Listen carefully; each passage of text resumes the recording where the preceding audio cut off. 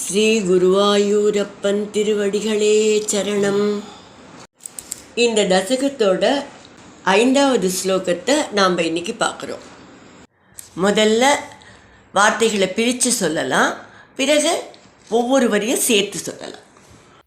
ஆதாயத்ருதமத வாசுகீம் வரத்ராம் ஆதாயத்ருதமத வாசுகீம் வரத்ராம் पातोदौ विनिहित सर्वबीजजाले पातोदौ विनिहित सर्वबीजजाले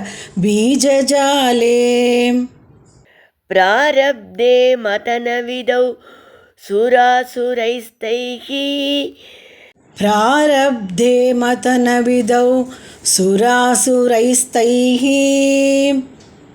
व्याजात्वं भुजगमुखे करोऽसुरारीन् व्याजात्वं भुजगमुखे करोऽसुरारीन् आदायद्रुतमत वासुकीं वरत्रां पातोदौ विनिहित सर्वबीजजाले आदायद्रुतमत वासुकीं वरत्रां पातोदौ विनिहित सर्वबीजजाले प्रारब्धे मतनविदौ सुरासुरैस्तैः व्याजात्वं भुजगमुखे करोऽसुरारीन् प्रारब्धे मतनविधौ सुरासुरैस्तैः व्याजात्वं भुजगमुखे करोऽसुरारीन्.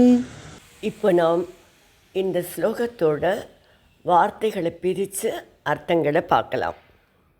அத்தக அதன் பிறகு திருத்தம் விரைவாக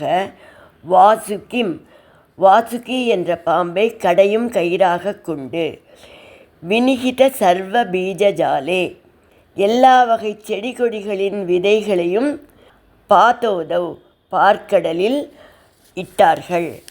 தைகி சுர அசுரைகி அந்த தேவர்களும் அசுரர்களும் மதன விதௌ பிராரப்தே அந்த பார்க்கடலை கடையத் தொடங்கிய போது துவம் வியாஜாத்து நீங்கள் தந்திரமாக புஜகமுகே பாம்பின் தலைப்புறத்தில் சுர அரீன் தேவர்களின் பகைவர்களை அகரோகோ அமர்த்தினீர்கள்.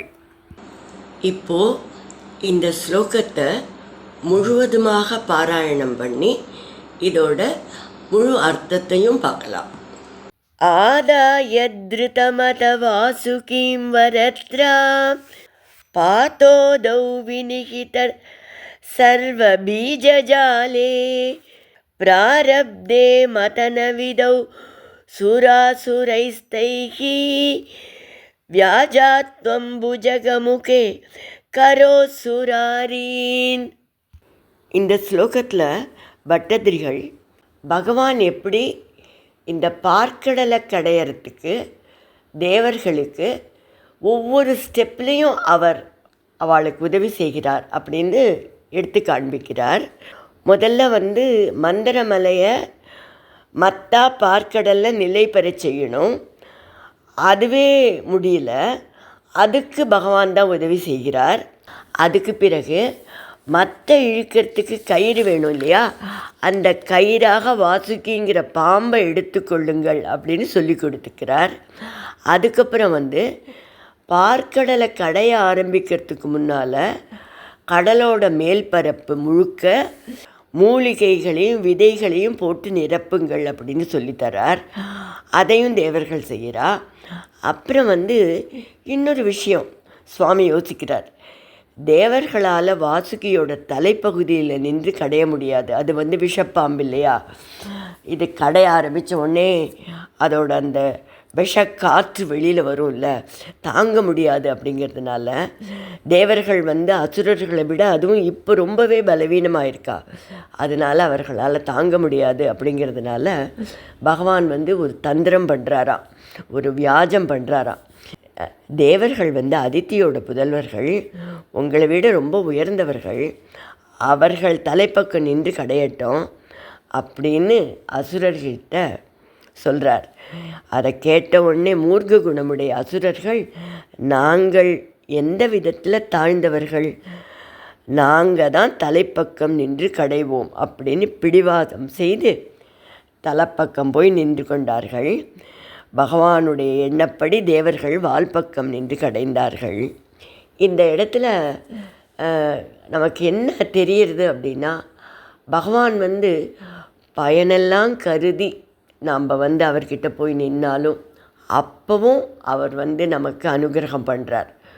ஒரு பக்கம் பார்த்தா ரொம்ப சிறந்த பக்தர்கள் கஜேந்திரனை போல முழுமையாக சரணாகதி பண்ணி அப்படியே அவரோட வைகுண்டத்துக்கு போயிடுறா.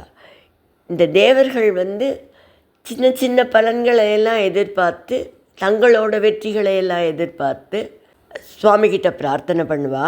ஆனால் அப்பவும் பகவான் அவர்களுக்கு கருணையோடு அனுகிரகம் பண்ணுறார்.